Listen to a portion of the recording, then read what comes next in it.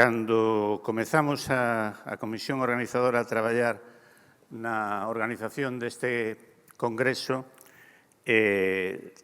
tiñamos claro enseguida que deberíamos dedicar un día a analizar o percorrido o noso percorrido do teatro galego, desde onde viñemos, onde estamos e, sobre todo, a onde vamos. Tamén tivemos claro que desde a consideración do teatro deberíamos dedicar un día a pensar ou a repensar a relación do teatro cos públicos e, de alguna forma, non se podía evitar el tamén dedicar un día inteiro, polo menos, a pensar sobre e a debatir sobre a propia creación e os seus propios procesos. Hoxe é o día que vamos a dedicar, en certa medida, a meditar, a debatir, a propoñer de onde vimos, onde estamos e que posibilidades hai de seguir adiante.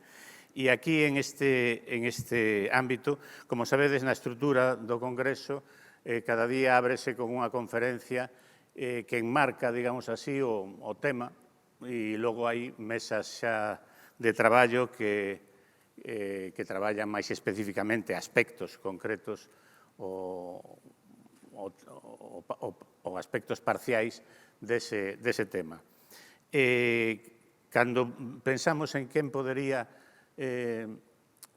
asumir esta función, a verdade é que non tivemos ninguna dúbida de que Cristina Domínguez era a persoa de entre todos nós a máis doada, non só pola súa preparación, por ser titulada na Escola Superior de Arsade, na Escola de Arte Dramático, nin polos diferentes másters universitarios, a súa preparación universitaria que ten, senón, e sobre todo, por a súa experiencia vital.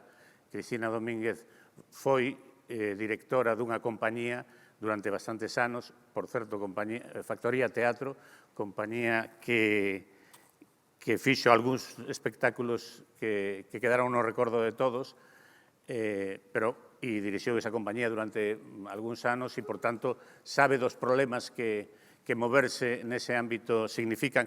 Non só eso, sino desde o ámbito da dirección foi chamada por outras compañías para dirixir, que non é que sexa excepcional, pero non é habitual entre os directores ou directoras de compañía que se centran na súa. Ela tivo oportunidade de dirixir outras compañías, foi invitada a dirixir outras compañías e nelas tamén fixo espectáculos que están aínda na memoria de todos, como As do Peixe, ese espectáculo tan maravilloso que percorreu Galicia, foi dirixido por Cristina, invitada pola compañía que o produzo. Pero, ademais diso, a súa experiencia, digamos, no eido do traballo diario en unha compañía, foi tamén directora do Centro Dramático, pasou pola institución, coñece, por tanto, non só o Centro Dramático por dentro, sino as institucións relacionadas con a produción e as axudas teatrais en Galicia. No Centro Dramático dirixiu un espectáculo tamén, o sea que tamén sabe o que significa estar aí tratando de sair adiante, e agora vicedirectora da Escola Superior de Arte Dramática de Galicia, é dicir, está en contacto directo con os que van a construir o futuro do teatro en Galicia. É dicir, non hai visión máis amplia de todo este proceso, de onde vimos, onde estamos e a onde debemos ir. Por eso, Cristina Domínguez, é a túa responsabilidade de abrir as portas para ampliar os camiños. Moi ben, pois vamos lá.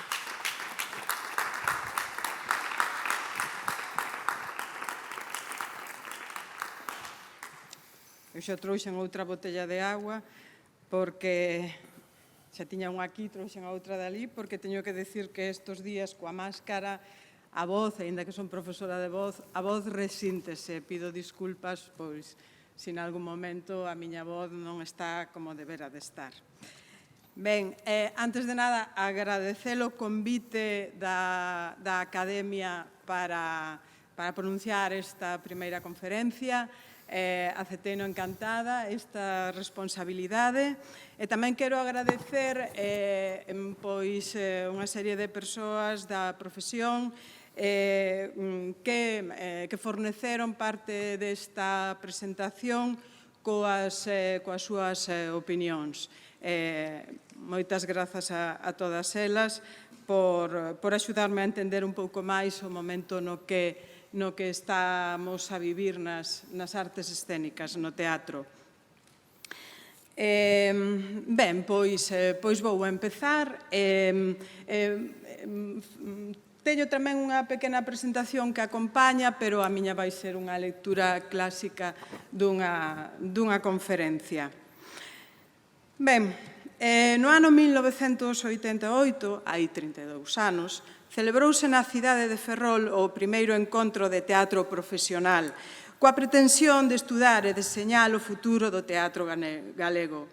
Nel presentouse unha folla de ruta polo que facer transitar o noso teatro a través do final do século XX e que consistía en pôr as bases do que sería o noso sistema teatral e, por extensión, do sistema teatral escénico galego. Ben, neste encontro tratáronse temas vitais para o futuro da incipiente escena profesional galega. Era preciso construílo todo. E a artellar a profesionalización, había que dotar os concellos de espazos de exhibición, dunha programación periódica e, en consecuencia, de programadores e programadoras profesionais. Había que procurar un ente xurídico independente e dentro da administración para artellar as políticas escénicas. Había que pensar no ensino teatral e na investigación. En fin, había que facelo todo e precisábase certa perspectiva para poder facelo, porque o país estaba en construcción. E só había que topar as fendas do incipiente estado das autonomías coas institucións que comezaban a emerxer para poder encaixar os plans de actuacións precisos para facelo. E a profesión, que comezaba a organizarse, topou esas fendas, quizáis porque a nova clase política non entendía ben o que aquel colectivo estaba a pelexar e a construir. E, ademais, andaban ocupados demais en pôr en marcha un sistema político, un Estado autonómico no que os grupos procuraban o seu propio espacio de poder. A cultura e, aínda máis, o teatro eran engadidos necesarios, pero nin moito menos estaban no centro das súas ocupacións e preocupacións. Ían no paquete do novo sistema e había que tolerarnos. E así, perseverando, procurando espazos comuns, foi tomando forma un sistema cultural e teatral propio que se vertebrou por medio da creación do CDG, do IGAEN, transformado máis tarde en Acadic, a Rede de Teatros e Auditorios, o Centro de Documentación Teatral, as asociacións profesionais e amadoras, e xa no 2005 a ESAD de Galicia. Todo un sistema teatral e escénico que camiñou en sentido ascendente até principios do século XXI, momento no que colapsou, coa chegada da grande recesión a partir do 2009, acompañada de cambios sociais, políticos, demográficos e culturais que se están a xestar neste comezo de século, moitos deles a unha velocidade de vertixe e que puxeron en evidencia a fragilidade dun sistema teatral aínda en construción. A este colapso hai que engadirlle o momento extraordinario que vivimos na actualidade, coa primeira pandemia do século XXI, que está a provocar un colapso aínda maior que o da grande recesión do 2009, pois os expertos económicos e sanitarios son incapaces de predicir o seu desenvolvemento. E é nese momento no que o teatro galego analiza o seu presente e debe repensar o seu futuro para enfrontar os cambios precisos para encarar o segundo cuarto do século XXI. Polo tanto, nesta conferencia utilizamos o ano 2009 como punto de partida para analizar o momento actual e tratar de comprender os procesos de reaxuste despois do crack da cultura. Como foi posible?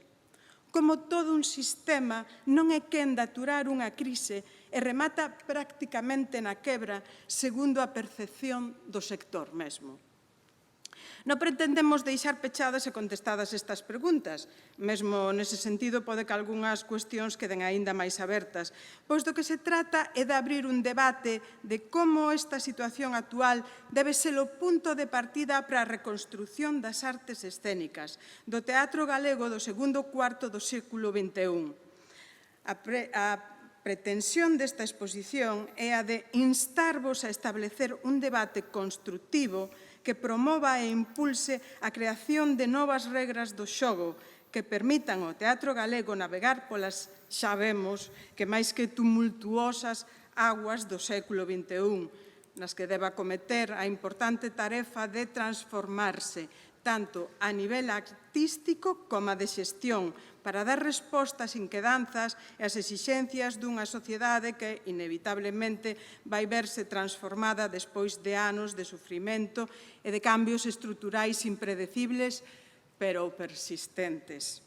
Xa para rematar esta introdución, quería engadir que para elaborar esta conferencia, pois parto, como ben explicou Eduardo, da miña experiencia personal desde os anos 90 do século XX, e a conferencia metodolóxicamente estará fundamentada no uso de datos estatísticos, de estudos sobre o tema, ademais das achegas cualitativas que acabo de decir feitas por integrantes do sector teatral en activo neste momento. É unha presentación do estado da cuestión cunhas conclusións finais que, ademais de dar concreción ao tema, tentarán facer aportacións cara a un futuro que ninguén se resigna a ver incerto. Ben, o estado actual. Até marzo do 2020, cando esta conferencia tiña que ser lida nun primeiro intento, había moitas razóns económicas, sociais, políticas, mesmo demográficas, que podían explicar a situación do sistema cultural galego.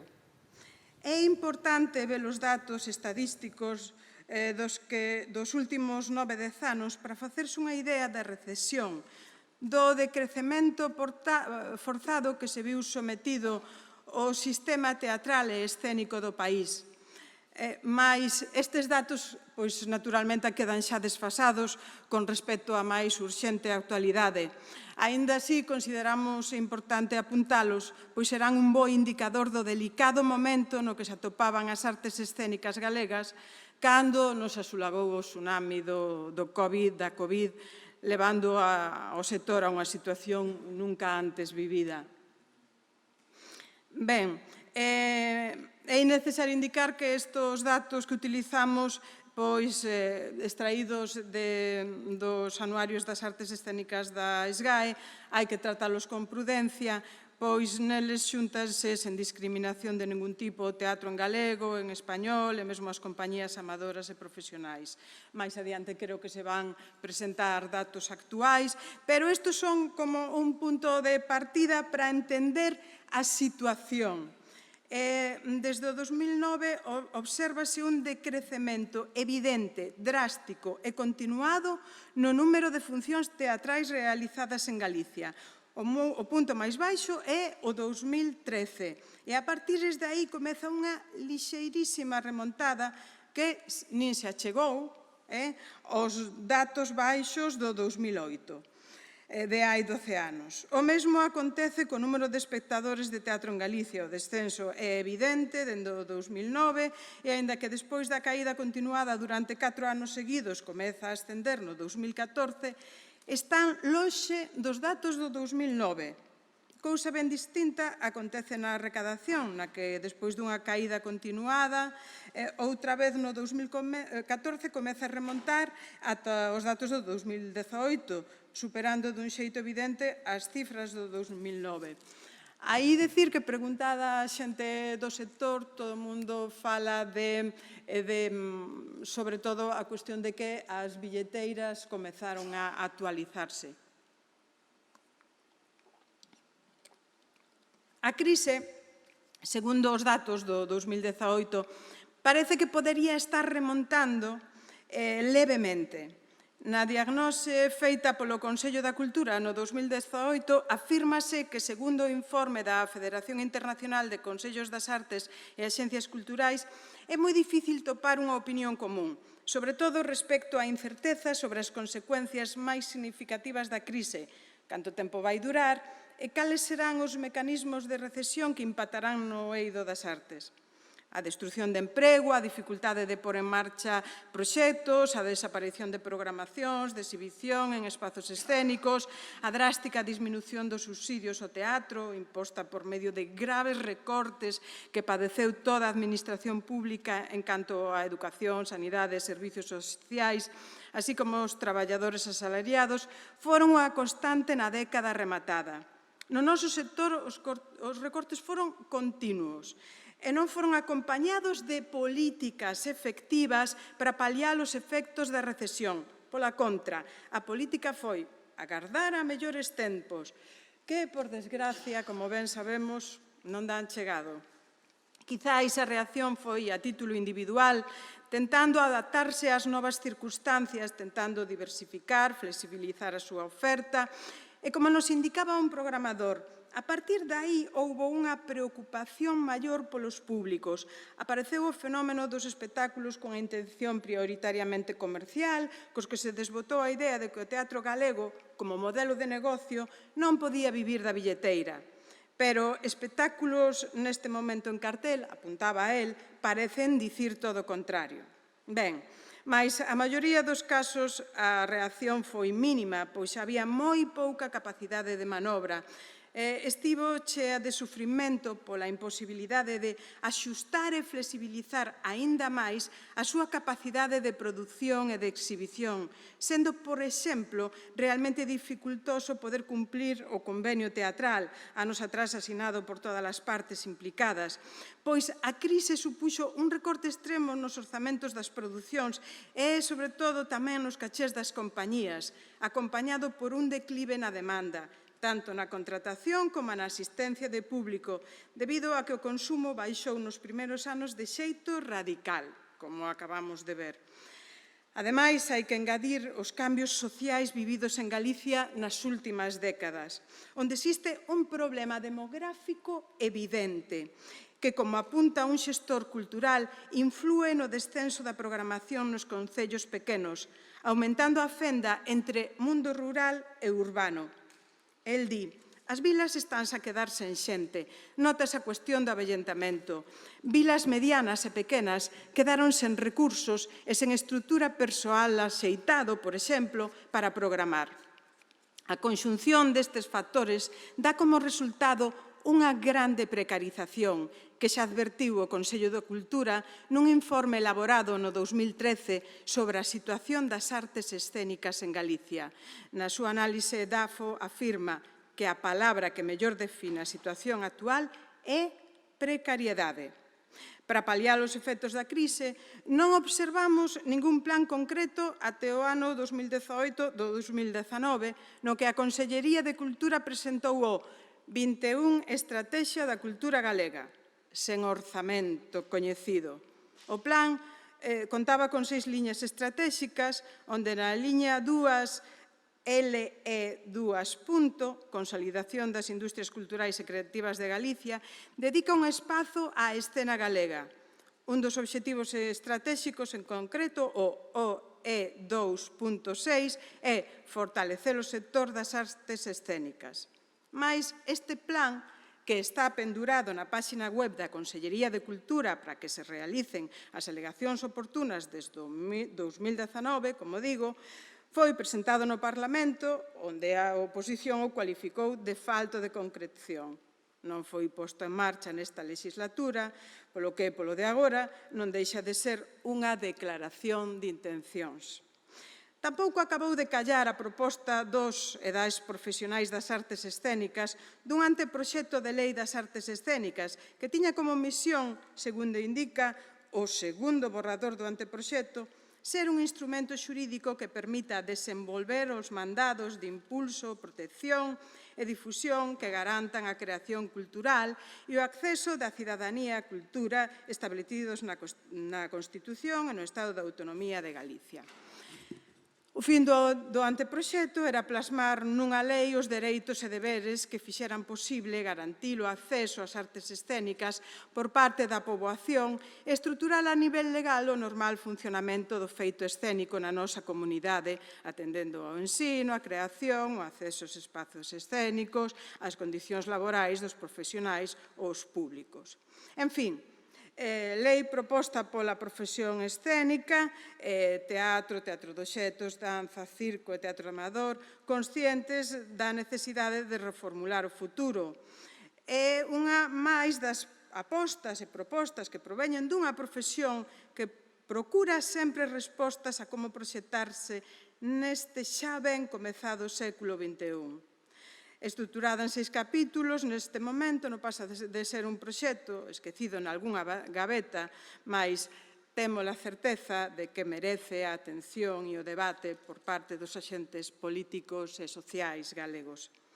E así chegamos aos anos 20 do século XXI. Os datos falaban dunha leve recuperación, pero a crise aínda non estaba pechada e seguía latente para o teatro galego, cando a COVID-19 estoupou en todo o mundo, obrigándonos a cambiar radicalmente de modo de vivir, e aí vanme permitir que beba un pouco. Diante da situación creada pola pandemia, a Consellería de Cultura e Turismo, en pleno confinamento, reacciona e pon en marcha un plan de reactivación para a cultura e o turismo, debido a que as necesidades e demandas nos eidos cultural e turístico mudaron profundamente por mor das medidas de contención da COVID-19, o que fai preciso reorientar as estratexias de acompañamento e impulso do sector público. A estrategia contempla unha nova priorización de investimentos e da reestruturación das partidas preexistentes, sumando un total de 26,8 millóns que corresponden á cultura algo máis de 10 millóns, gran parte deles xa orzamentados. Propóñense accións coa finalidade de posibilitar o mantemento do emprego e tecido empresarial nos ámbitos cultural e turístico. E aproveitase a proximidade do Xacobeo para vinculalo a estas accións, pois desde a institución considérase que cultura e turismo son dous sectores vitais para Galiza e para a súa promoción presente e futura vencellada á próxima organización do Xacobeo, son entrecomillados. A necesidade dun plan de reactivación reformulado e reestruturando actuacións parece lóxica, pois a situación cambiou drásticamente dun día para outro. O apoio do Xacobeo, ben, tamén parece razonable se hai fondos que poidan soster ese plan de reactivación e se trata dunha estrategia de promoción. Mais o sector cultural dubida que as medidas sexan o suficientemente específicas para o sector, caracterizado pola estacionalidade e a intermitencia, e considera necesaria a acción conxunta das administracións. Así mesmo, en estas alturas do ano, dubídase da capacidade de xestionar e de implantar até decembro o plan. Mesmo observan con preocupación como actuacións contempladas en outros plans estatais, como as axudas ás estruturas escénicas, seguen sen ser tidas en conta pola Administración galega, algo que, polo que me comunicou o sector, urxe bastante. Diante desta situación, a incerteza cara ao que acontecerá no 2021 é grande. O medo a cancelacións masivas está aí. E escoitada a preocupación e a opinión do sector ao respecto, pregúntome, non sería necesario neste momento unha análise urxente da situación no segundo semestre do ano e o deseño de novas medidas cara ao 21 para paliar o desastre que está a predicir o sector pro ano que ven? Deixamos esta pregunta no aire e continuamos cun pequeno percorrido polas diferentes partes que constitúen a columna vertebral deste sector. Ben, as institucións. Cando comezou a profesionalización, a xente de teatro empeñouse en pôr en marcha institucións. De seguro crían que serían buques insignia, fortes dabondo como para poder sortear todo tipo de treboadas. Mais, como podemos asegurar, mais non podemos asegurar que fora así nesta última década de cambio climático. Fixen un pequeno cadro das institucións, máis ou menos, cando foron creadas. Creo que nas pantallas grandes vese mellor, senón logo cando se publica está aí. Eu aquí metín institucións, pero tamén ao nacemento de certos festivales, é dicir, por anos como se foi artellando o noso sistema, non? Cando comezou a profesionalización, a xente de teatro, como vos dixen, empeñouse en pôr en marcha as institucións. Vale? Mais se partimos vamos a comezar partindo da aprobación do Estatuto de Autonomía no ano 1981, como comezo do proceso de articulación do sistema cultural institucional de Galicia. Podemos observar como nas décadas dos 80 e 90 viviuse unha enerxética actividade en canto á articulación deste sistema.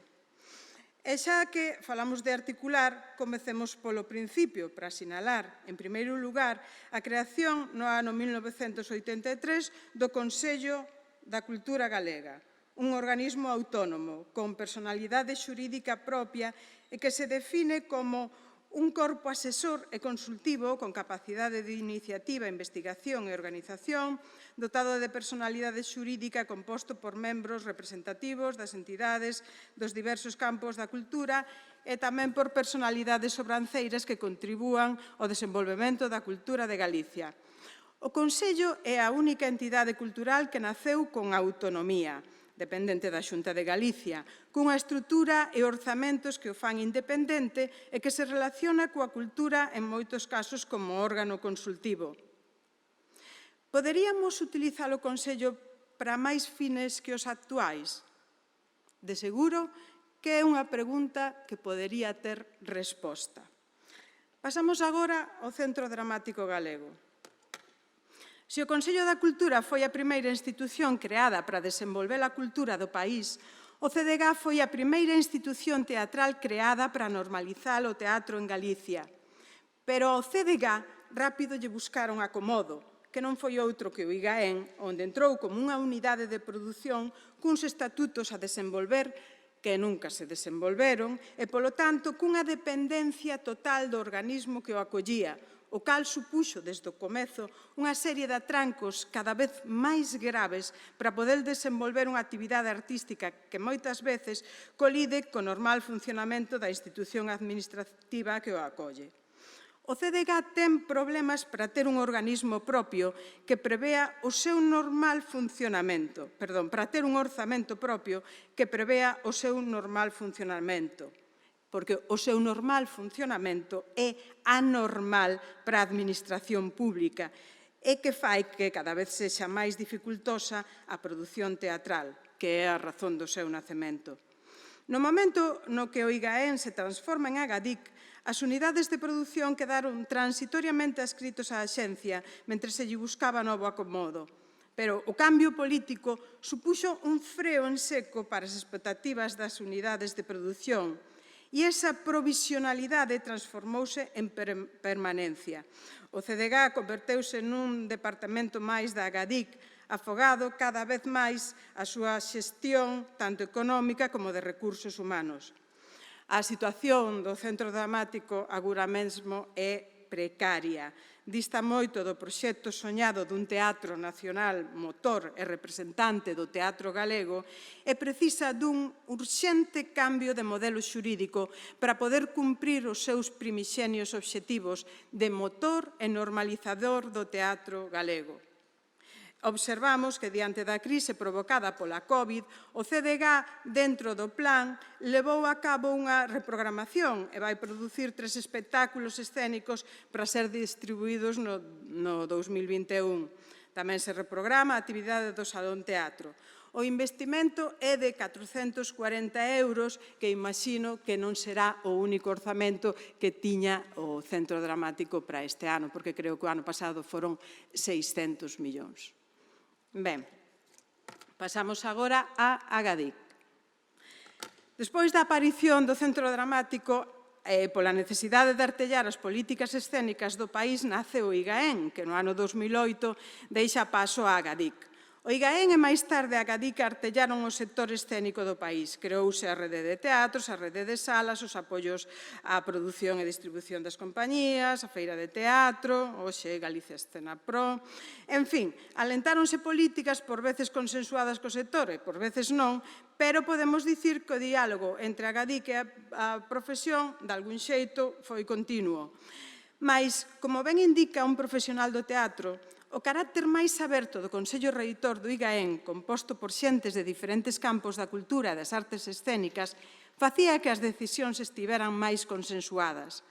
Pode que o carácter de axencia fai que o seu Consello Reitor sexa menos permeable ás opinións de especialistas na materia, pois está composto basicamente por persoal da Administración.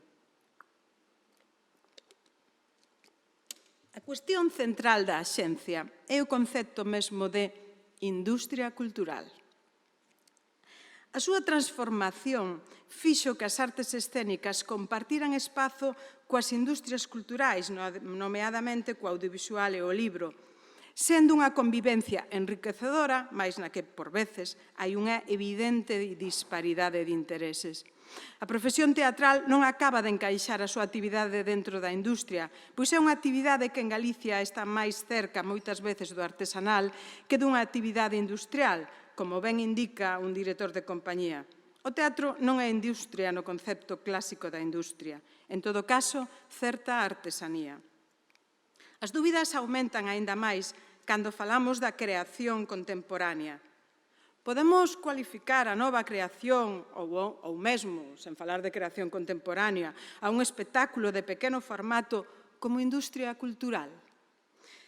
Ninguén ve claro que a nova creación poida medrar baixo o paraguas de industria, pois, como di un actor, que pasa cos proxectos de investigación? Non poden ter o mesmo tratamento de industria cultural. Hai que buscar outro xeito de facer as cousas, porque senón estamos abocados a unha pobreza artística. Nesta idea abonda unha actriz que nos di: dentro do sistema hai pouca flexibilidade para entender outros xeitos de producir. Hai xente con talento e ideas que materialmente non pode sacar adiante un proxecto porque materialmente non pode manter unha estrutura. A contradición é evidente e fai que, ao mellor, non se estean aplicando as políticas que o noso sector precisa. O novo século ven acompañado de novos retos. As exixencias ou convites a transformarse que foron feitas ás compañías non tiveron correspondencia polo outro lado. Repensouse a axencia. Tivéronse en conta as necesidades ás que se enfronta Galicia en pleno século XXI, por exemplo, con respecto aos cambios demográficos, a digitalización ou a necesidade de captar fondos europeos. Creáronse departamentos para responder ás novas necesidades, por exemplo, a cohesión do territorio. Entendeuse a rede, por exemplo, como un elemento cohesionador do territorio no que diferentes territorios comparten coñecemento ou experiencias.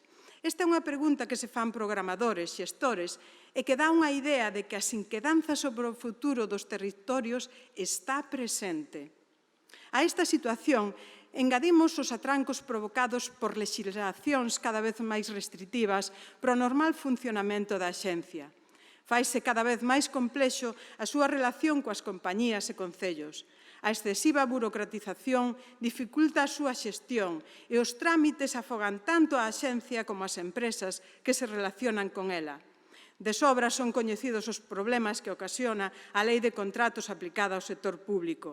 E aínda que o espírito da lei en canto á loita contra a corrupción sexa positivo, como ben indica un xestor, hai un exceso de fiscalización, a súa aplicación é engorrosa e en moitos concellos non hai persoal dabondo para a súa execución. Un trámite que antes podería levar unha hora, agora son 2 días e hai que contar con que un concello ten moitas máis cuestións que as actividades culturais.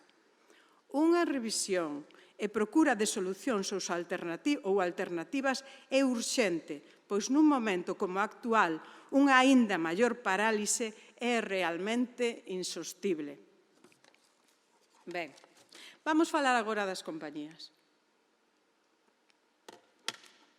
Ben, falar da GADIC sempre moitas veces nos leva e pode ser o paso previo para falar das compañías de teatro. Desde a profesionalización nos anos 77 e 78 do século XX ata o de agora, o camiño percorrido nestes anos foi inmenso. Mais os retos actuais non deixan de ter unha envergadura semellante á dos comezos e se cadra con máis interrogantes, pois naquel momento todo estaba por construir. Hoxe en día, as compañías galegas son microempresas cun empregado como máximo e na súa maioría sen ningún empregado. Para enfrontar a dureza dos últimos anos, tentaron diversificar, en casos ofertando diferentes servizos, procurando outros xeitos de comunicar, achegándose a diferentes públicos e sempre traballando coa exixencia da excelencia artística. Mais a xestión é o punto feble de moitas compañías, pois, como ben indican, as compañías están mal xestionadas pola autoexplotación, por non ter medios para ter persoal que as xestionen. A autoexplotación e necesidade de persoal especializado van da man. Mais isto último parece complexo cando as cifras de, poñemos entre comillas, negocio, son baixas, pois os cachés, como xa dixemos antes, son xustos e o número de funcións que se precisan moitas veces non dan para cubrir inversión e xerar ganancias. En canto á opción da billeteira, na maioría dos casos, non é dabondo para cubrir os gastos que implica unha función de teatro con personal que debes pagar segundo o convenio. E iso é algo no que insisten a maioría das persoas membros de compañías entrevistadas, pois todas coinciden en que durante a crise os cachés baixaron. E como ben indica un produtor, pero como manter unha empresa cos cachés tan baixos? Como se fai para respetar o convenio? Ademais, e profundando na cuestión do personal, hai que indicar algo que realmente é interesante, é que este sector non é quen de fidelizar o persoal. Son moitas as compañías ou produtoras que poden contar casos de profesionais que, facendo excelentes traballos na xestión, na produción, na parte técnica ou na parte artística, acaban por abandonar para dedicarse a outra cousa debido ás dificultades para poder dedicarse en exclusividade á escena. Como sinala un integrante dunha compañía, a tan procurada excelencia é moi complicada cando non podes contar cun equipo que fuches creando, pois sempre hai xente que remata por abandonar. Como xa dixemos, as compañías non estaban preparadas para unha crise e a readaptación foi drástica e afectou desde as contratacións de persoal hasta a exploración de novos mercados. Atendendo á conversa con membros de compañías, xestores, a compañía post-crise definiríase así. É unha compañía de repartos pequenos, que se forma en xestión, que procura outros mercados, que diversifica servizos e tamén xéneros, que explora máis o teatro comercial, que se asocia e, por último, engadir que as novas compañías adaptáronse mellor á nova situación ao non coñecer tempos mellores. A pregunta que nos facemos agora é como van reaccionar diante da COVID-19. Realmente a estrategia de ofrecer funcións, que é o que se está facendo con este plan de reactivación para manter as compañías capitalizadas, cando non está claro como vai a desenvolverse a pandemia, é a solución? Se partimos da idea de que o sector sufriu unha importante reestruturación no que primou o achegamento ao público, as ventas, pode que este sexa o momento de procurar outras vías que poden vir pola investigación, pola formación e novos xeitos de achegarse aos públicos. Non todos teñen que ser presenciais, por como relacionarse co territorio ou como intervir nel. Está claro que a resposta ao COVID non pode ser a mesma que coa crise, e a solución non vai ser facendo máis funcións. Falamos un momentiño de formación. Ben, quero dicir, antes de nada, vou falar da ESAD, pero antes de nada quero dicir que, aínda que a formación tardou a formación regrada tardou en chegar a Galicia, chegou no 2005, a profesión teatral e escénica en xeral foi moi consciente na necesidade de formarse e houbo diferentes xeitos para acadar formación. No ano 2005 nace na cidade de Vigo a ESA de Galicia. Nela impártense estudos de interpretación xestual e textual, dirección e dramaturxia, escenografía, especialidades coas que quedan cubertas as necesidades formativas dunha parte do espectro profesional nas artes escénicas, porque aínda queda pendente a formación técnica vinculada ás artes escénicas tan necesaria hoxe en día, sobre todo para unha auténtica excelencia na produción. Mais é preciso sinalar que neste momento de grandes transformacións sociais que deberán ir acompañadas en paralelo de importantes innovacións pedagóxicas, as ensinanzas artísticas superiores vemos con frustración como o noso réxime non é flexible dabondo para que os cambios precisos se leven a cabo. Vemos tamén como os nosos alumnos son escasamente tratados como estudantes de ensino superior. Unhas ensinanzas artísticas superiores de calidade non poden estar cunha gobernanza propia da ensinanza secundaria. E é por iso que, dende hai tempo, desde a ESA de Galicia reivindicamos a adscripción da escola na universidade, porque é evidente que en Galicia precisamos de innovación, precisamos tamén de investigación, e iso só é posible cuns estudios superiores fortes. Mágoa sería que unha actitude conservadora en canto a decisións a nivel de xestión pedagóxica retrase os cambios que, sí ou sí, van a acabar por producirse, lastrando a calidade do noso ensino superior escénico tan necesario para continuar a fornecer de creadores e creadoras a nosa importante actividade escénica e audiovisual. Vou falar agora un momentiño de creación. A verdade, tiña un apartado moi grande dedicado á creación que naturalmente tiven que lastrar, pero quería facer unha pequena reflexión sobre ela.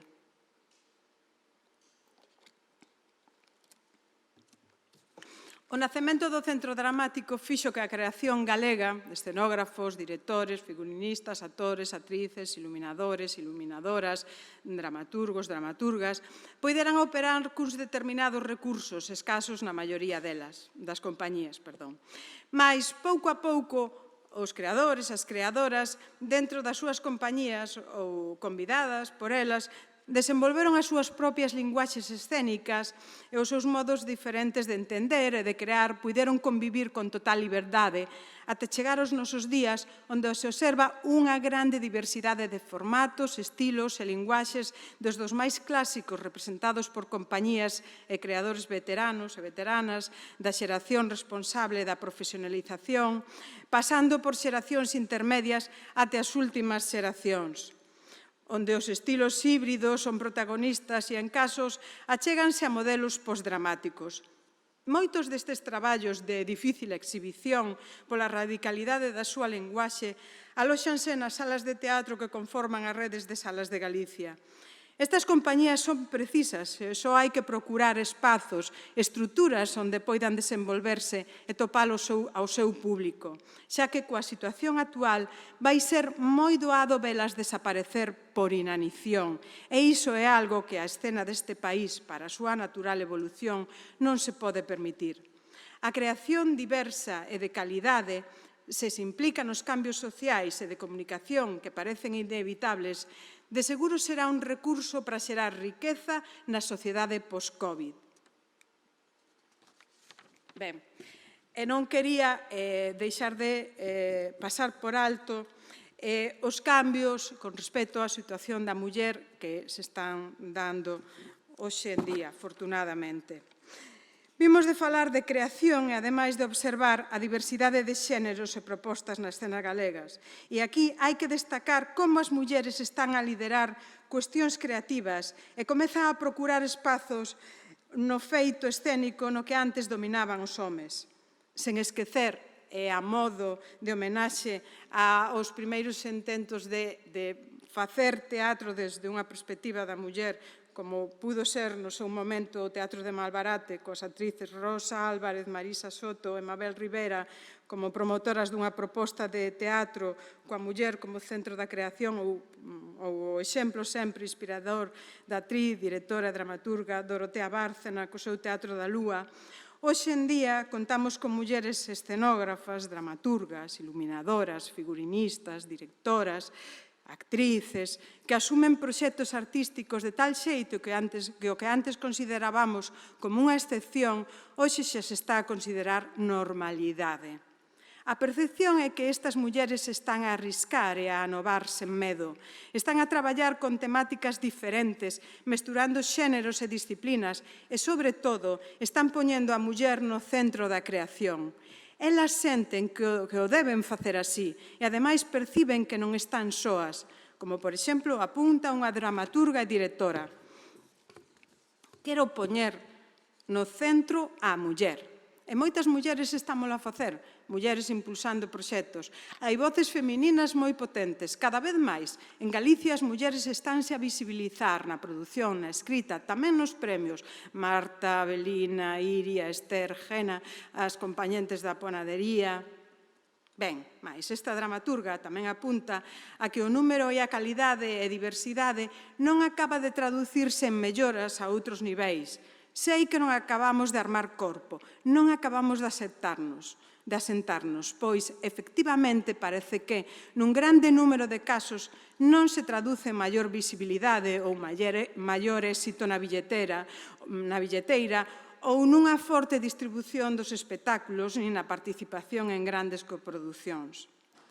Ademais, está presente a sensación de que, chegada a certa idade, a dificultade da muller, intérprete e actriz, para conseguir contratos laborais é maior. E mesmo algunha actriz recoñece o medo ao futuro. Pensar que non vai haber traballo para min, se vai haber compañías que me ofrezan personaxes. E aí non se engana. Pois, aínda que nesta conferencia estamos a afirmar que este é o momento das mulleres no teatro cunha eclosión das novas xeracións, ben é certo que os datos, os estudos, din o contrario, pois a muller, ao chegar á mediana idade, ten dificultades para acceder ao traballo. Hai diferentes estudos, un feito moi interesante dende o Consello da Cultura, que así o din, non vou ler citas, pero que o porei cando se publique a conferencia. Aínda así, non queremos rematar con esta breve introdución á cuestión da muller no teatro coa sensación agridoce do moito que queda por facer, senón todo o contrario. Pois os cambios na sociedade están a ser imparables e isto vaise traducir na escena indubidablemente, polo que se a recesión non o impide e a COVID non o impide, estas mulleres van ser cada vez máis e ocuparán sen medo e con total naturalidade o seu espazo en igualdade, sen importar xénero ou idade. Vamos cara ao final, pensando o que pode ser o teatro en Galicia no segundo cuarto do século XXI, quero para iso mirarme refletirme nun caso concreto e por o exemplo de como son as políticas culturais en Quebec. Outros exemplos. Cando asistín en Quebec a unha representación teatral no Gran Teatro de Quebec, puiden comprobar que o nivel de produción e de execución podería cualificarse como similar a calquera produción de éxito do noso Teatro Nacional. Mais a diferencia viña dada por certo espírito do orgullo polo propio que existía no espazo, considerado como un dos escaparates do Teatro de Quebec. Ese espírito que se observaba no espazo fíxome reflexionar sobre a falta dese orgullo polo noso en Galicia, do que mesmo participa por veces o sector, sempre en exceso crítico con todo o que acontece a nivel escénico e cultural en Galicia. Mais, se investigas un pouco no nacemento do Grande Teatro de Quebec, decátaste que naceu pola vontade política de levantar un espazo onde reafirmar a súa identidade cultural. Mais a acción cultural do Quebec foi moito máis alá de construir un teatro nacional. As políticas culturais realízanse a través de dúas institucións que articulan a creación cultural do Quebec: o Consello das Artes e das Letras e a Sociedade de Desenvolvemento das Industrias Culturais. Ambas as dúas sociedades estatais dependentes do Ministro de Cultura e das Comunicacións do Quebec. Por unha banda, o Consello das Artes e das Letras define a súa función dun xeito claro: apoiar a creación, experimentación, produción e distribucións artísticas e literarias en todas as rexións de Quebec. Del depende toda a creación artística e as áreas de traballo da súa competencia son literatura, artes escénicas, artes multidisciplinares, artes mediáticas, visuais. O seu modus operandi é a través do apoio económico, subvencións, bolsas, diferentes xeitos de facelo, a artistas profesionais e a organizacións artísticas sen ánimo de lucro que tamén son profesionais. O Consello apoia o desenvolvemento da cultura no territorio, como moi ben indican todas as súas promocións, concede premios. En canto á internacionalización, o Consello apoia o traballo de creación en Quebec e no estranxeiro e tamén acolle obra internacional no Quebec, así como organiza eventos dentro e fora. Por outra banda, están as industrias culturais, apoiadas polo SODEC, que ten como misión apoiar o desenvolvemento de empresas culturais de Quebec e garantir a protección e mellora dos seus edificios patrimoniais. Forman parte das industrias culturais e, polo tanto, son, así se denominan, clientes da SODEC, a industria do cinema e da produción televisiva, a industria do libro e da edición, a industria dos oficios da arte e o mercado da arte, a industria da música e das variedades e o patrimonio inmobiliario. A SODEC é socia de dous fondos de investimento, un para investir nas empresas en Quebec e outro para investir a nivel internacional con esas empresas tamén.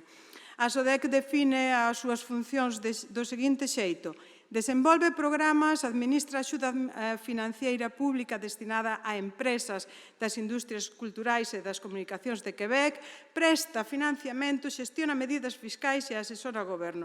Para poñer un exemplo, e o mesmo nas artes, os dous teñen que ver coas artes escénicas. O Circo do Sol estaría apoiado pola SODEC e Ex Machine de Lepage, de Robert Lepage, pois estaría apoiado polo Consello das Artes de Quebec.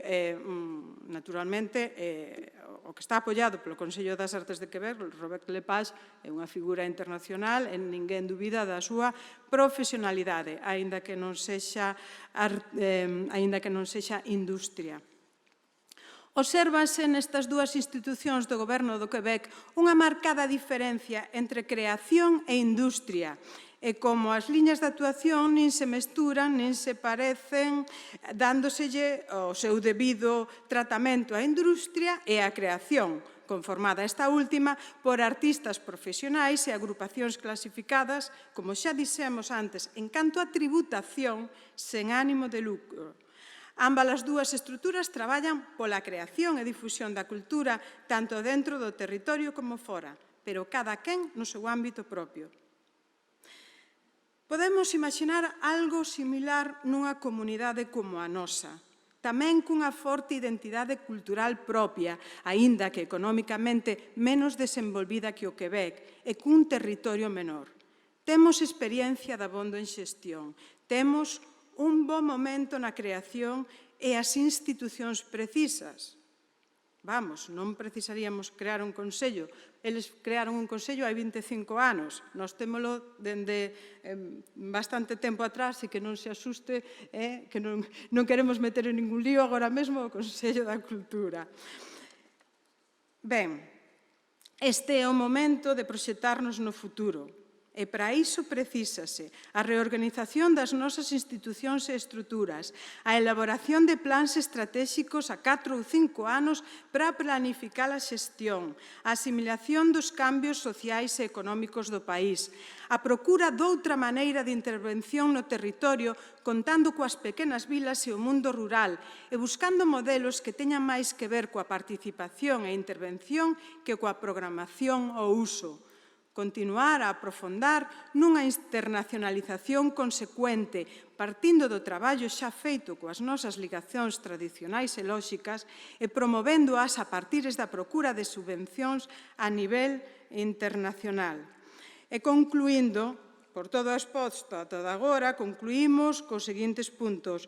O teatro galego sufriu unha grave recesión despois da crise mundial do 2009, da que a día de hoxe non saiu por completo, pois non se recuperaron as cifras de negocio do 2009 e anteriores a esas datas. Non se coñecen máis políticas vinculadas á cultura que os recortes. Deste xeito, por exemplo, a Administración Pública non soubo ou non quixo utilizar a cultura como valor engadido, como ferramenta para medrar e saír da crise. A xestión da crise hai que engadir os problemas ocasionados pola Lei de Contratación das Administracións públicas que non axudan a facilitar a xestión das artes escénicas na Administración, polo que, como ocorre noutras comunidades, sería recomendable a súa revisión por parte de persoas expertas da Administración, do Dereito, da Economía, para unha aplicación non tan restritiva das mesmas. Esa resposta á crise é a excesiva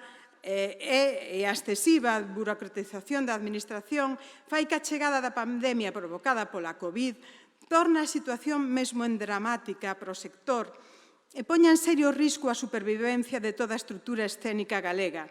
Despois do oportuno plan de reactivación posto en marcha pola Consellería e a Agadic, vese necesario un plan de continxencia para o ano 2021.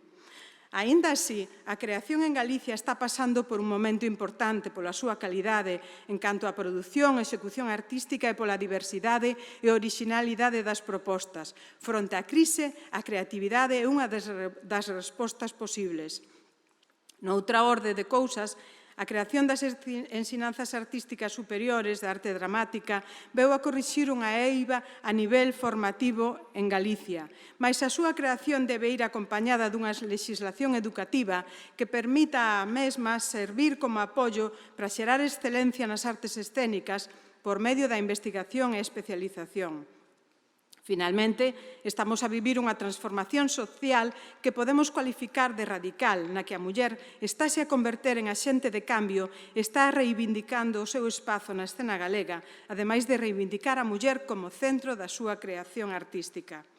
Por todo iso, é urxente a creación de espazos, este Congreso vai selo, onde repensar a situación da escena galega con obxectivos que se traduzan en políticas claras, refletidas en plans estratéxicos, con orzamentos establecidos e que se cumplan en prazos claros de 5 ou 10 anos.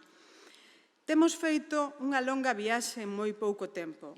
Todas as persoas e institucións debemos sentirnos orgullosas de ter participado nesta fermosa viaxe. Agardo que esta conferencia se entenda como unha humilde contribución e unha precisa reflexión que nos vai levar a centrar o camiño a seguir. Moitas gracias.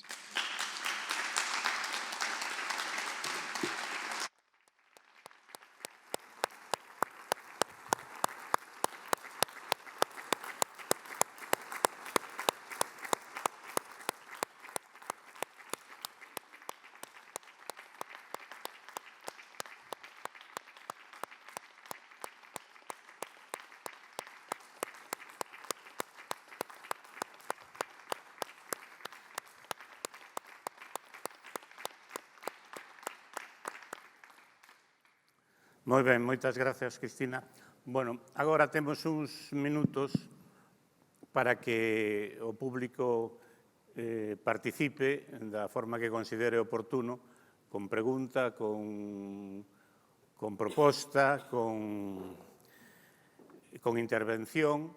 Quen pida a palabra, por favor, que diga o seu nome, porque como isto tamén se vai a revisar e publicar, pois así sabemos quen é responsable de decir o que dixo.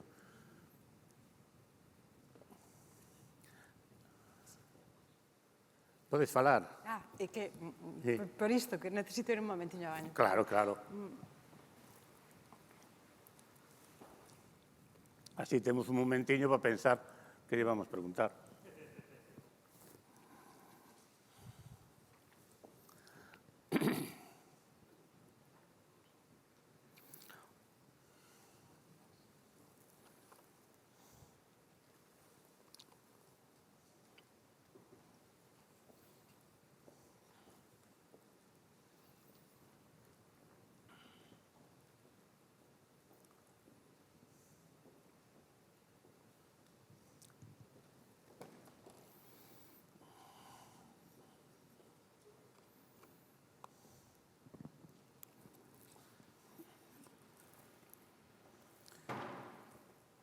Despois, sobre as 11:30, quizáis un poquinho antes que remataremos, me parece que nos dan un café en algún sitio. E hai unha pausa e a partir das 12 comenzamos coas mesas. Pero me parece que en esa pausa nos dan un café en algún sitio. Xa nos dirán.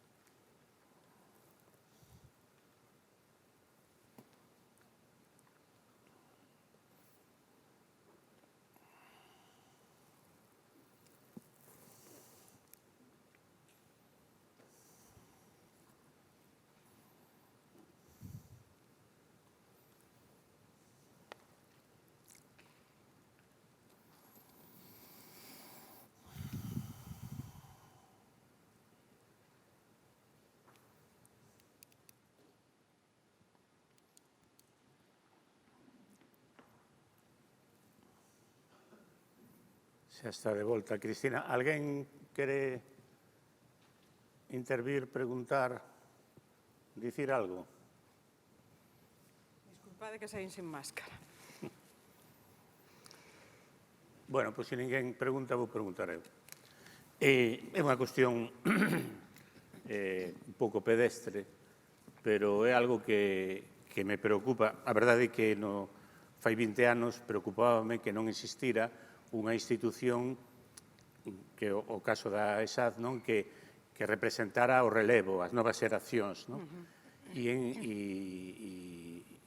bueno, pois, ao cabo de uns anos, conseguimos que se creara. Ahora preocúpame a relación entre esa institución e a profesión, porque xa saliron bastantes xeracións de profesionais preparados na escola, profesionais moi preparados, e entonces preocúpame moito como entran na profesión, que posibilidades teñen, como se relacionan cos que están xa na propia profesión, e ao revés, como a propia profesión se ve desde a propia escola. Me dá un pouco a sensación de que sectores da profesión ven a esta xente que ven preparada con un certo recelo, porque se cadra pola lógica do seu traballo, máis que relacionarse traballando, que tamén houve proxectos en donde misturáronse xente que xa estaba con xente que viña nova, pero o habitual é que creen as súas compañías, non? Entón, aparecen unhas compañías que dá a sensación que máis que o relevo veñen a agarrarse, non? Posiblemente desde algún sector da profesión. E, por outro lado, desde a escola, non sei se entenden ou coñecen o proceso, o sea, o proceso onde se van co que se van a misturar, no fondo, non? Dá a sensación de que veñen con un pouco como elefantes en cacharrería, non? Con moita forza, técnicamente moi ben preparados, pero sin coñecer que poden romper cristales, non? Mira, con respecto a certa desconfianza da profesión con respecto á ESAD ou que sucede na ESAD ou a xente que sae da ESAD, eu creo que tamén pasa, porque, por exemplo, isto mesmo non pasa de certa maneira en Cataluña, que o Instituto xa ten bastantes anos. Eu creo que tamén pasou porque a escola tardou moito en nacer e o sistema teatral xa estaba feito. E entón, bueno, pois a escola hai que encaixala aí. E tes razón, o encaixe non está feito. Son moitos anos xa de profesionalización, de xente que buscou a súa maneira de formarse, de crearse estruturas, e a escola naceu agora e parece que non acaba de encaixar. E eu creo que tamén ese descoñecemento por ambos lados ten moito que ver co feito de que de como son as ensinanzas. Que quero dicir con iso? Noutros países, pero nas ensinanzas superiores, os expertos, é dicir, os artistas, son convidados ás escolas a traballar. Eso pasa continuamente en Portugal, pero pasa en Alemania, pasa en Francia. Directores, directoras, pois, traballan, a partir do segundo, terceiro ano, xa traballan co alumnado. A parte do seu profesorado habitual, está ese outro profesorado que son expertos, e que veñen da profesión, e entón xa te encamiñan de outra maneira. Hai pouco, por cuestións da ESAD, estuve na Escola de Lyon, e o proxecto é ese, e é como que unha integración da escola, unha das escolas máis importantes de Europa, na profesión. E iso, polo noso sistema educativo, non é posible. Empézase a facer en Madrid.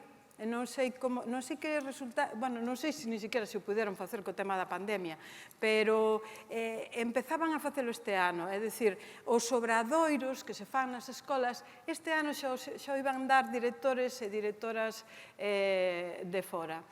Entón, eu creo que ten que ir por aí.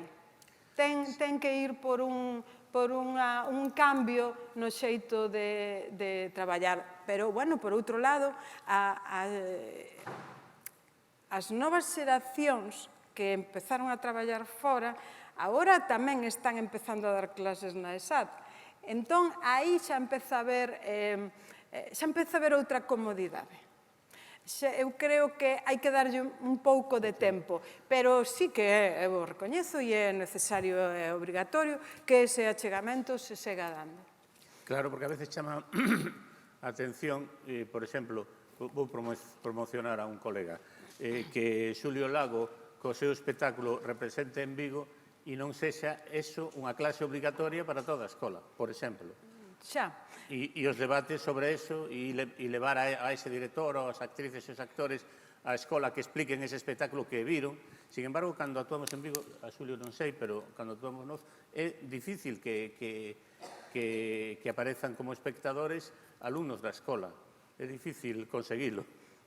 Sí, estou completamente de acordo, pero iso tamén é un clásico en todas as escolas, non? É un clásico a nivel de escolas en todos lados. Bueno, eles teñen as súas inquedanzas, as súas ideas, pero que nós deberíamos promovelo máis, seguro que sí. Para nada estou dicindo o contrario. Tamén é certo que o día a día a veces non che deixa ver como facer as cousas, pero non teño nada que dicir con respecto a eso. Tedes razón. Alguén? Carlos, eres que... perdón. Sí, Carlos.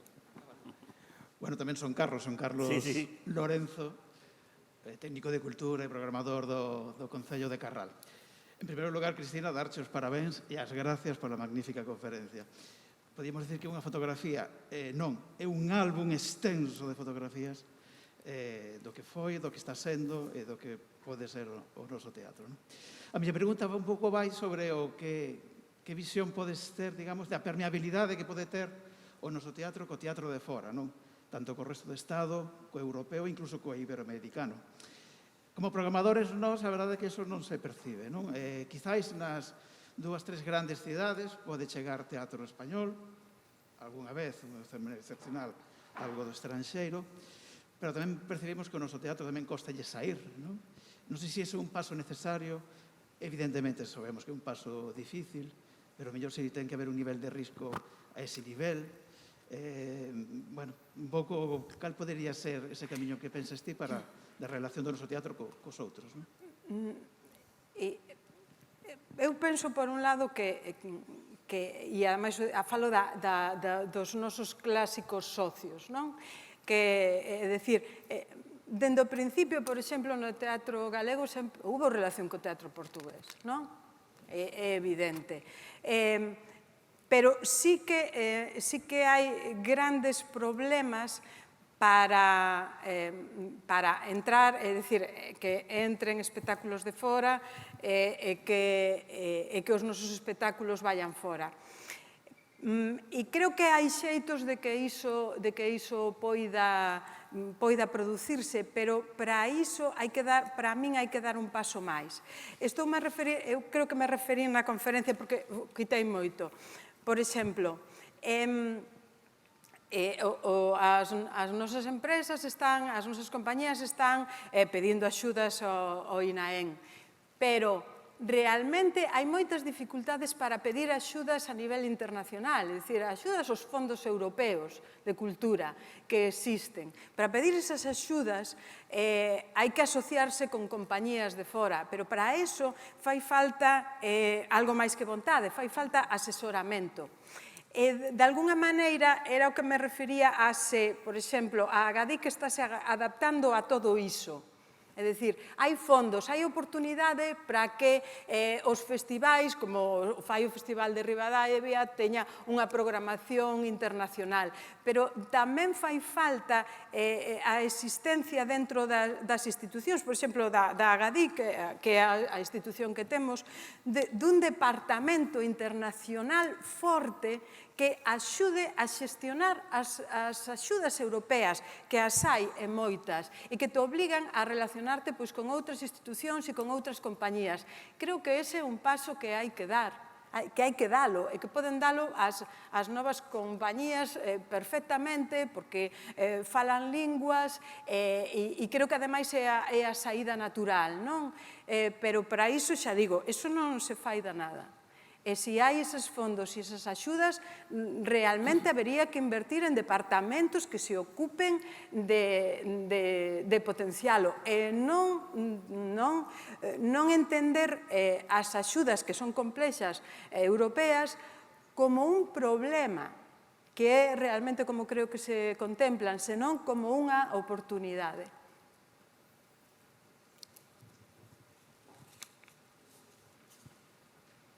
Ben, que hai, bon día. Eu son Carlos Vizcaíño. Eu quería transmitir os meus parabéns tanto a Cristina Domínguez como ao propio Congreso, a organización do Congreso, porque me parece que esta foi un magnífico inicio do Congreso, pola lucidez e mesmo pola valentía da análise, como foi aquí presentado. En concreto, a miña pregunta xira a volta da posible importación dun modelo próximo ao do Quebec. E eu pregúntome se iso non, para que iso se producise, non envolvería unha mudanza importante na percepción do propio, da valorización do propio, e non tanto pola profesión, que tamén, que todo é social, non? Mais desde a institución política, desde os nosos propios gobernantes. Superar, non quero ser moi forte, pero vou continuar coa liña da valentía, coa que se iniciou o Congreso, superar certo marco de pensamento un pouco colonizado que nos pon moitísimas, un teito moi baixo. Se non hai aí un muro que temos que derribar. Ti o estás respondendo. O Gran Teatro de Quebec o mandou construir o que foi o primeiro ministro que desenvolveu a Revolución Tranquila de Quebec, que lle devolveu o orgullo ao país. Nese momento utilizaban así unha lingua que era o francés con vergoña. Houve unha vontade política, a nivel político incluso se nacionalizou a enerxía eléctrica e o país cambiou, o país mudou.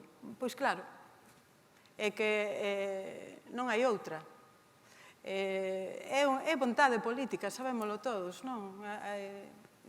A xente que está aquí está farta de facer país. É unha vontade política e está claro. Ademais, quixen poñer o exemplo do Circo do Sol e de Robert Lepage, clarísimamente. Claro, o Circo do Sol quixo se desenvolver de outra maneira, montou franquicias, ainda que agora lle foi fatal, non? Montou franquicias, foi industria, vale, fantástico. Allá aquí houbera xente que diría, pois eu, cos meus títeres, quero facer franquicias aquí, alá, e quero ser industria. Pois que ben, parabéns. Pero Robert Lepage non quere ser industria e é un grandísimo creador. Ou outros circos que, por que estábamos falando de Soleil, non? Pois non queren ser industria, pero queren desenvolver a súa creación e a desenvolven dende o seu, non? E con enorme orgullo, pero houve unha revolución tranquila para chegar a eso.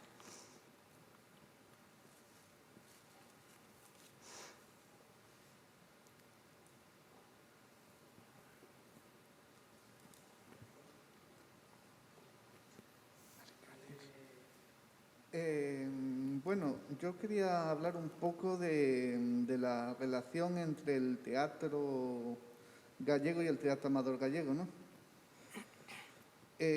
Porque, claro, eu son actor amador, pero non vin tanto teatro galego e non asistín a tantas e máis. Se asisto aquí é porque me considero actor amador. Eso, as relacións do teatro amador e o teatro galego en relación co público e con, o sea, eu asisto a maiores producións dende que son actor amador e coñezo máis producións galegas dende que son teatro amador, un pouco. Sí, por exemplo, en Portugal hai teño que dicir, non, porque ademais tamén ilustra un pouco, porque ás veces tanto o teatro amador como o teatro profesional están un pouco separados. Bueno, no proxecto de lei de artes escénicas participou moi activamente a Asociación de Teatro Amador e participou moito e con grandes propostas. Eu, na miña conferencia, tiña unha parte dedicada ao teatro amador, pero tuven que sacrificar, e iso tamén é realmente simbólico, cuidado, tuven que sacrificar por tempos, mas está presente no cadro, pero o sacrifiquei. E, bueno, repito, pois, ao mellor aí hai unha pequeniña fenda que aínda había que subsanar máis. Pero o que me refería é que, por exemplo, en Portugal, e aí temos moito que aprender, no norte, por exemplo, a compañía de comedias do Miño intervén no mundo rural, en varios concellos, nos que de alguna maneira se xunta o mundo profesional e o mundo amador, porque os integrantes da compañía traballan todo o ano coas compañías amadoras, entonces hai unha interrelación moi importante, que son exemplos e proxectos que están aí ao lado, ou o mesmo sucede en Viana, onde tamén o novo director do teatro parece ser que, non o coñezo de primeira man, o outro caso sí, pero parece ser que tamén está facendo unha labor similar. Eu creo que iso é unha intervención no teatro comunitario que é moi importante e que sí, que é algo pendiente que temos aquí, esa relación. E grazas por estar aquí hoxe. Outra pregunta. Aquí. Antón, chamome Antón Lama Pereira. Entón, vamos a ver. Evidentemente, en relación con os modelos externos, concretamente a referencia a Quebec, esa autoestima que estaba señalando un pouco tamén vizcaíno, pero, bueno, é un problema moi complexo, non? Moi complexo porque, evidentemente, é sorprendente, bueno, pois, como continuamente as votacións maioritarias da xente, pois, van pola dereita, no sentido de unha dereita que, ademais, non ten en estima para nada a cultura galega, non? Pero a mí se me ocurre tamén que en este camiño de recoñecimento do propio tamén estaría, que eu creo que algo que botei de menos na conferencia de Cristina, é un pouco a desaparición, é dicir, en canto as cousas que se crearon e desapareceron, creo que é moi importante, concretamente, a desaparición do Centro de Documentación Teatral, porque é unha maneira, e aquí engancho con o tema tamén un pouco da mocidade que sale das escolas universitarias, é tamén unha maneira de recuperar a memoria, de ser conscientes de que temos unha historia cultural e teatral. E eu creo que, ademais, moitas veces, incluso pola propia profesión ou pola propia xente do teatro, non se valora suficientemente esta carencia. E despois tamén é un pouco matizar, Eduardo, eso de que parecen elefantes que se entran nunha cacharrería. É dicir, eu creo que é cuestión tamén de talantes e de cuidar a linguaxe, porque tamén sabemos que o que se di, digamos, o que se di moitas veces, eses comentarios que se fan pola xente xoven da escola en relación con o que se chama, ou nos podemos chamar, eu incluiría a vella guardia en ese sentido, non? E eu creo que iso hai que cuidalo, hai que cuidalo. En relación, por exemplo, co exemplo que poñías, non, de Xulio Lago, evidentemente.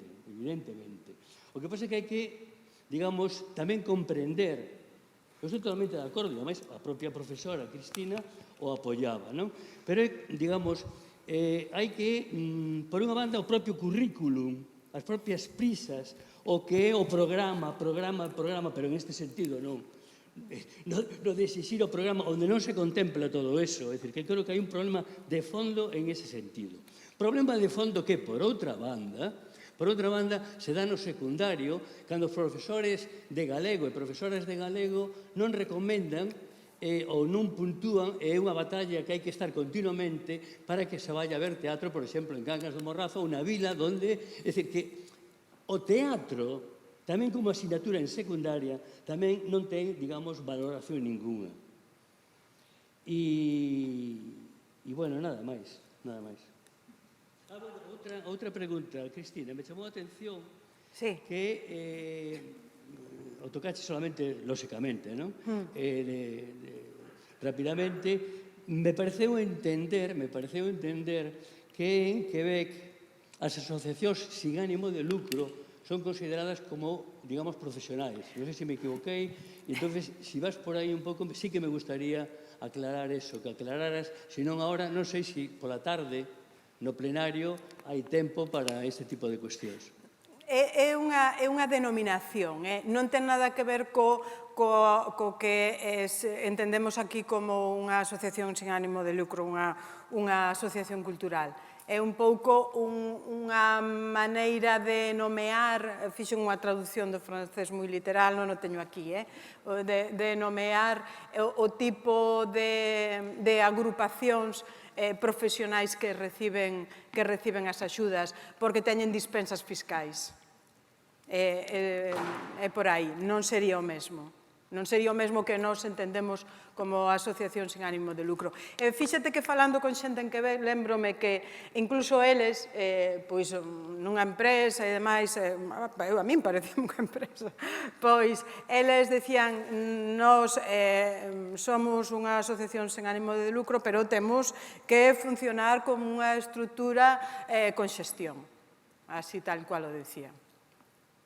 E con respecto ao do Centro de Documentación, estou de acordo coa cuestión da memoria, completamente. E máis, un dos motivos porque no cadro puxen contemplar o nacemento de certas institucións e demais, e tamén a súa desaparición, porque quería observar cales desapareceran, e realmente a institución que desapareceu foi o Centro de Documentación. Tamén dicir que houve moita crise, pero as institucións non nas deixaron caer. Bueno, non nas deixaron caer, fixeron algo peor que deixalas caer casi esmorecer e deixalas medio mortas. Aquí outra pregunta. Todas e a todos, son Ima López Silva. Alédome moito de que Antón sacase este asunto porque cando saliu o tema da ESAD, eu quero aquí romper unha lanza pola ESAD. Eu creo que os problemas cos que se pode vincular ese divorcio entre que moitas percibimos entre o alumnado ou o seu acceso ao ámbito profesional e o propio día a día na ESAD, pois, bueno, evidente, pero ten causas, non, que ás veces nin nos mesmas podemos loitar contra elas, non? E, evidentemente, Cristina, como vicedirectora, ademais, o percibe e así volo fixo saber, pero hai máis motivos, non? E creo que non todos deberían recaer sobre nós. Eu levei durante varios anos o Servizo de Dinamización Lingüística da ESAD, a través do cal intentamos realmente suplir esa carencia de contacto coa profesión, intentar, sobre todo, que o alumnado coñecese a historia do teatro galego, porque, bueno, un dos graves problemas, entendo eu, no noso currículum é que non hai a materia de teatro galego, non temos espazos, máis alá da vontade de cada un de nós, non temos espazos para que o alumnado coñeza a realidade do teatro galego, e creo que este congreso era para nós unha oportunidade tremenda, que tentaremos paliar a través das novas tecnoloxías, pero o desesável era que estivesen aquí, accedendo a todo isto que sen dúbida descoñecen. Teño que dicirvos que é prácticamente imposible conseguir que visitedes a ESAD en condicións dignas. Eu chego un momento, saben o Xulio e María, ademais me foi moita gracia que puxeredes justamente o exemplo deles, porque eles si viñeron a falar dun espectáculo a ESAD, houve un momento en que decidín negarme a organizar este tipo de actividades porque a cantidade que a Secretaría Xeral de Política Lingüística destina a cada centro fai inviável pagarlle unha dieta mínima a unha persoa que visita a ESAD. Entón, como comprenderedes, estamos loitando pola profesionalización e polo respeto aos profesionais, tanto do teatro como de calquera ámbito cultural, pois a mí non me parece de recibo pedirlles de favor que veñan a unha actividade que entendemos que é unha actividade curricular, unha actividade que debería ser digna, e non de favor, porque ademais todo o que se fai de favor acaba quedando esquecido.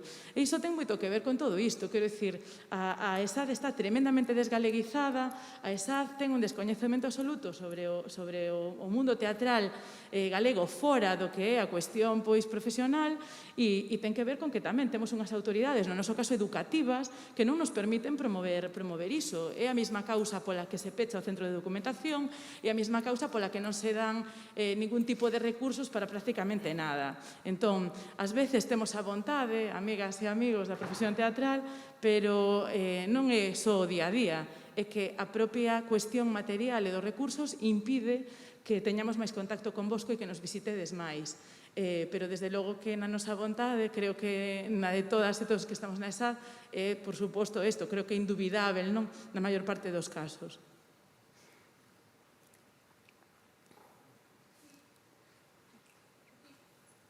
Ola, eu son Alba Pérez, de feito son, recén saída da ESAD, rematei este ano os meus estudos alí. Quería comentar que, tedes toda a razón sobre o tema desta grieta que hai entre o sistema teatral galego actual e os estudantes da ESAD e os recén saídos da ESAD.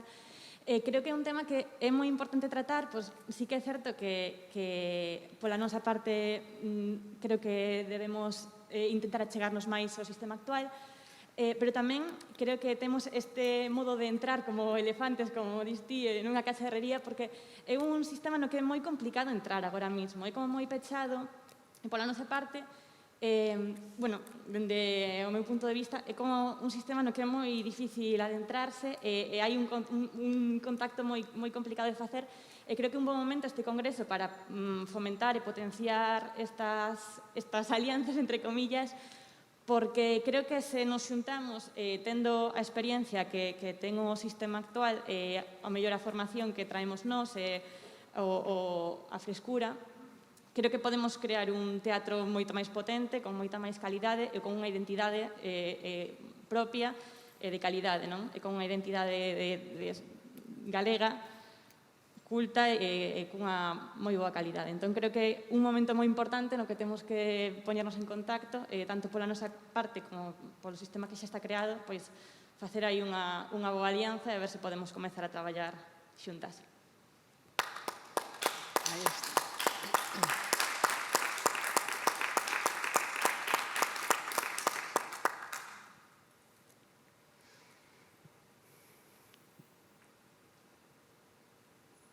Estupendo, pois se non hai ninguna intervención máis, de todas formas, efectivamente, logo ás 7 nos reunimos outra vez, despois das mesas de traballo e volveremos aos debates en general.